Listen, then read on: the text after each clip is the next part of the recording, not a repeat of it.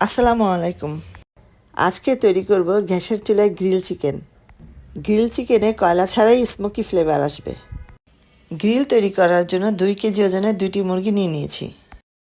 মুরগিগুলোকে 8 টুকরো করে নিয়েছি। মুরগির পিসগুলোকে ডিপ করে এভাবে কেচে নিয়েছি।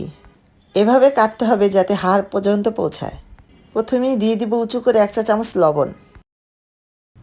এরপর দিয়ে দিব 2 টেবিল চামচের মতো লেবুর রস।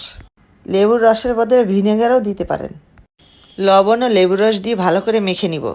এখন গ্রিলের জন্য একটা মশলা তৈরি করে নিব। প্রথমে নিয়ে নিব হাফ কাপ টক দই। এরপর দিয়ে দিব উঁচু করে 2 চা চামচ আদা রসুন পেস্ট। দিয়ে দিব উঁচু করে 2 চা চামচ মরিচের গুঁড়া।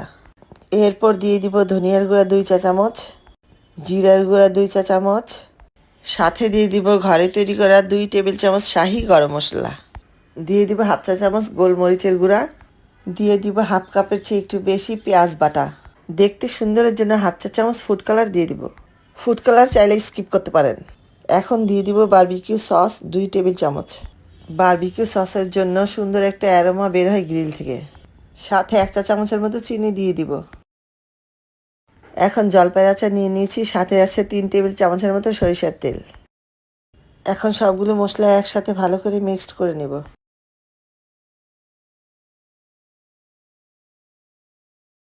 এখন মুরগির পিসগুলো মশলার সাথে ভালো করে মেখে নিব। মাংসের কাটা জায়গার ভিতরে আঙুলের সাহায্যে মশলাগুলো ঢুকিয়ে দিব, যাতে মশলাগুলো ভিতরে প্রবেশ করতে পারে। মাংস ম্যারিনেট করা হয়ে গেলে 2 ঘন্টার জন্য রেস্টে রেখে দিব। 2 ঘন্টা পর কড়াইতে মাংসগুলো কষিয়ে নিব। মাংস ম্যারিনেট করার সময় সয়া সস ও টমেটো সস দিতে ভুলে গিয়েছিলাম, তাই এখন আমি দিয়ে দিব। সয়া সস দিয়ে দিলাম 2 টেবিল চামচ।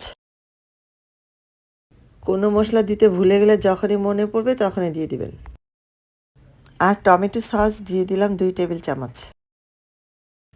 মাংসগুলো একটু পর পর নেড়ে নেড়ে কষাতে থাকবো। এভাবে মাংস কষাতে কষাতে প্রায় সিদ্ধ হয়ে যাবে। এখানে পানি অ্যাড করা যাবে না। মাংস থেকে যে পানি বের হবে সেই পানি দিয়ে কষিয়ে নিব। মশলাগুলোর ঝোল শুকিয়ে ফেলবো। যখন মশলাগুলোর ঝোল শুকিয়ে মাংসের গায়ে লেগে থাকবে ওই পর্যায়ে নামিয়ে ফেলবো। এখন গ্যাসের চুলার আগুনে মুরগির পিসগুলো পুড়িয়ে নিব। মুরগি পোড়ানোর সময় একটু করে তেল দিয়ে দিতে হবে। এই তেল দেওয়ার কারণেই স্মোকি ফ্লেভার চলে আসবে।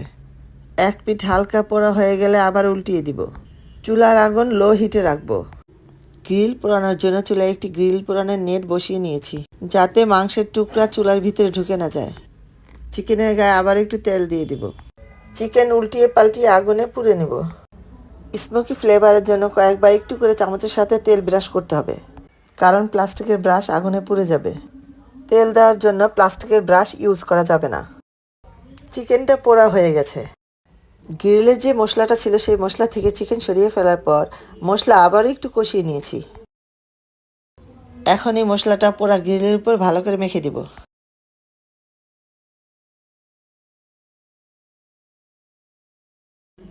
এইভাবে গ্রিলটা আমি তৈরি করে নিয়েছি। এক একটা গ্রিল আগুনে পুড়তে সময় লাগবে 2 থেকে 3 মিনিট। একই প্রসেসে সবগুলো গ্রিল পুড়ে নিব। সবগুলো গ্রিল পোড়া শেষ হয়ে গেলে চুলাটা ভালো করে পরিষ্কার করে নিতে হবে।